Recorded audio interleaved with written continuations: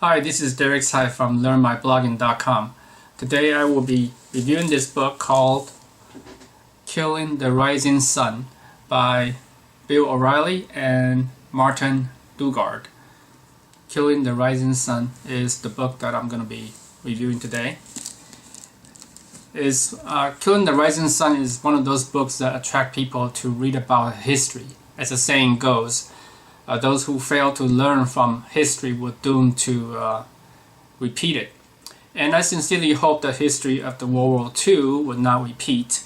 World War II did not happen not long ago, and it was in my parents' generation when it happened, and it's still vivid in their memory.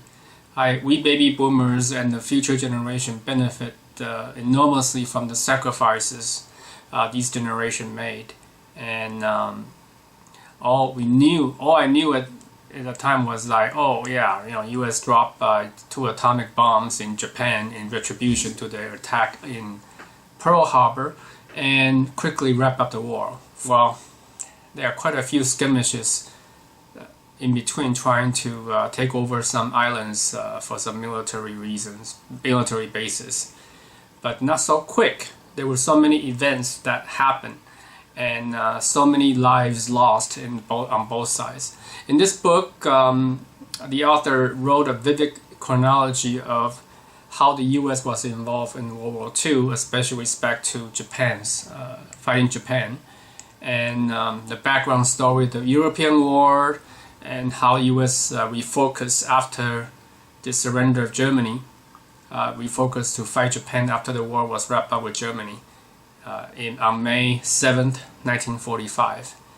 From Japanese attack on the Pearl Harbor on December 7th, 1941 to the surrender of Japan on September 2nd, 1945 was a long, nearly 4-year war. And these days it's very hard to imagine a war that can last more than a few days. Based on our experience. So overall, the story read like a novel, and this, in a way, if I say that, it's trivializing and many thousands of lives lost.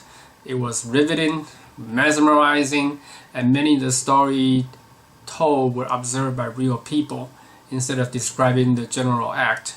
So we all knew what happened in the end. I kept on listening to the audiobook attentively, lest I miss anything. Very good read, and a must read for those who cannot appreciate what good lives we have today. The book started with the Battle of Pelelius. It's a Japan-occupied island near Philippines. This was General MacArthur's triumphant returns on his way to retake Philippines. And on chapter 3, Harry Truman, a humble Missouri native, came to picture as a vice president after helping FDR re-elected. Quickly, the story moved toward the last year of the World War II, when Germany's surrender was almost secure, and FDR gave away half the East Europe to Stalin of Russia, and putting the focus on fighting Japan. Then MacArthur retook Philippines as the Iwo Jima battle was being concluded around February and March of 1945. And those were important battlefronts that paved the way for U.S. to get close enough to Japan for dropping the atomic bombs. Starting from chapter 9, about 1/3 of the book, Truman inherited the U.S. presidency from FDR, and the development and the testing and the final drops of the atomic bombs. The fall of Okinawa on June 23rd, 1945, set up the final stage of invasion of Japan that MacArthur wanted to do. It's called the Operation Olympic. But it's not really up to him, because he didn't know at that time that the atomic bomb was being developed. And there was a detailed description of the event leading to the sinking of the USS Indianapolis by Japan's I-58 submarines. And then finally, at the end of the book, close to the end of the book, the 2 atomic bombs, the little boy and the fat man, sealed the fate of the Japan's surrender. So that's kind of the flow of the book.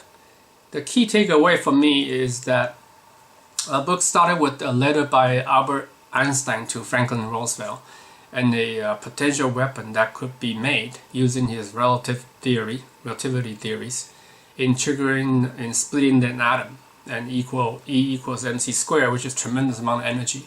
And FDR almost did not get it until the second time when he heard about it. The Manhattan Project was then seeded on October 12, 1939, almost 6 years before the bomb was finally dropped in Japan. And ironically, Einstein was never invited to the Manhattan Project to build the atomic bomb because he was considered a security risk as being a pacifist. So that's kind of the interesting fact. And the story about General MacArthur was less than flattering. I knew a little bit about his insubordination from the book Truman by David McCullough, and very clear that excuse me, that both FDR and Truman hated his guts. I don't blame Truman, though. I would do the same thing by giving him the cold shoulder. He's such an, in today's terms, such an asshole. And not notifying him about the A-bomb until the few days before they were dropped. And MacArthur was famous for making grandstand shows in the public by having his grand return photograph and then his towering photo over Emperor Hirohito after the war ended. So he's such a showman. And it appears that the premise of the God-given superior race armed both the Germany and Japanese soldiers with such a great courage and brutality against the other inferior races. And it's pretty sad that the human and the power, like the Japanese emperor, propagated such a myth to stay in power. From those historical facts, shouldn't we name racism as the source of all wars and evils? It seems to be the case. Kamikaze, the suicide plane, really changed the world tactics. It's very difficult to fight people or terrorism that matter when the enemy is willing to commit suicide to win. And this was a big headache for US Navy at that time, and many ships were destroyed as a result. The firebombs that consist of cylinders of net bombs destroyed a big part of the city, including Tokyo, Osaka, Kobe, Kawasaki, and more than 1 million residents were lost. But it didn't make the same impact as just a couple of atomic bombs for some reason.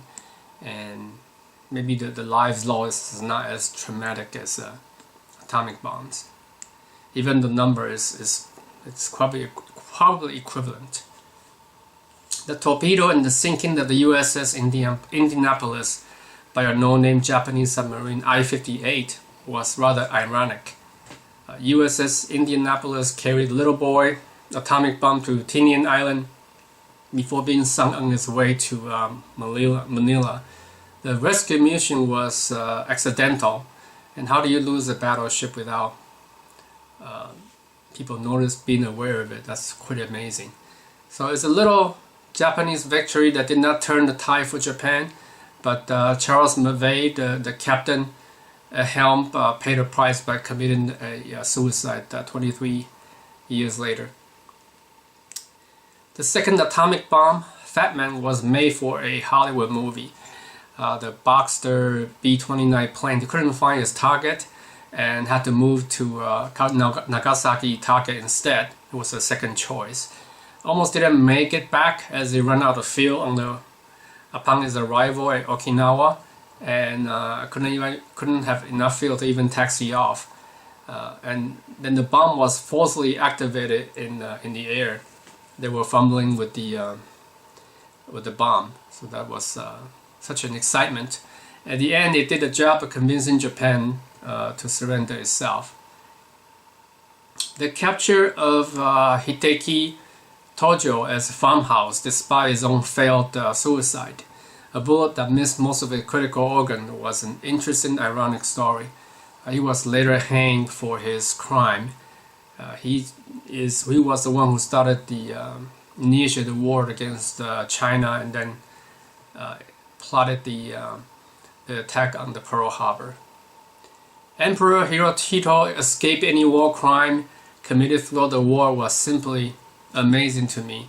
How MacArthur orchestrated the saving of this godlike face in front of the Japanese people and citing him as a stability factors. And to me, that is it's pretty clear that in the book that he was involved in the war throughout the war. And to me, that's an oversight and an atrocity that he is allowed to stay in power. Well, he wasn't in power, but more of a figurehead. And lastly, the Russians' invasion to China's Manchuria, declaring war against Japan after the atomic bomb was dropped, helped convincing Japan that need to surrender because they have no more allies or negotiating, no more people can help them negotiate a better deal. So later it turned over the territory, Russia turned over the territory to the Communist China and contributed to the demise of Chiang Kai-shek's KMT in China. So that was interesting historical fact.